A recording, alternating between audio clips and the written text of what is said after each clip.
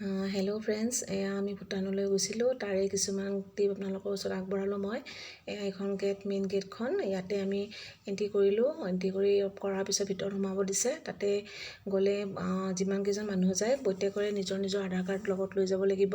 তেওঁলোকক দেখাব লাগিব। তাৰপিছত তেওঁলোকে পাছ এখন দিব।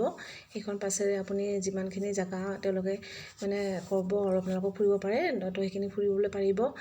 আমি এতিয়া ফুৰি আছোঁ, তাৰে জেগাবোৰ চাই আছোঁ। বহুত ধুনীয়া ভূটানখন, তাকে চাই বহুত ভাল লাগিছে। আৰু তাৰে জেগাবোৰ বহুত চাফা হয়, কিমান ধুনীয়া দেখিছেনে। কিন্তু আমি যোৱা দিনাখন বহুত গৰম পালোঁ, বহুত ৰ'দ আছিলে।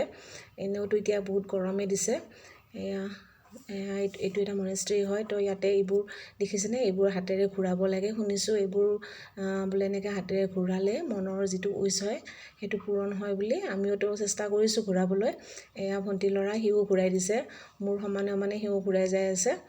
তো ঘূৰাই আছোঁ এনেকৈ। তাৰপিছত আৰু বেলেগ জেগাত গৈ আছোঁ আমি। গৈ আন এটা জেগা পালোঁ। তাৰপিছত আমি মাৰ্কেটখনলৈ সোমালোঁ।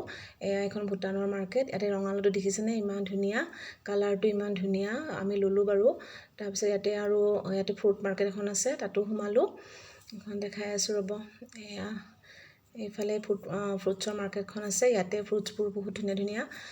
প্লামবোৰ যে ইমান ধুনীয়া, ইয়াৰে খাবলৈ বহুত টেষ্টি আৰু মিঠা আছিলে।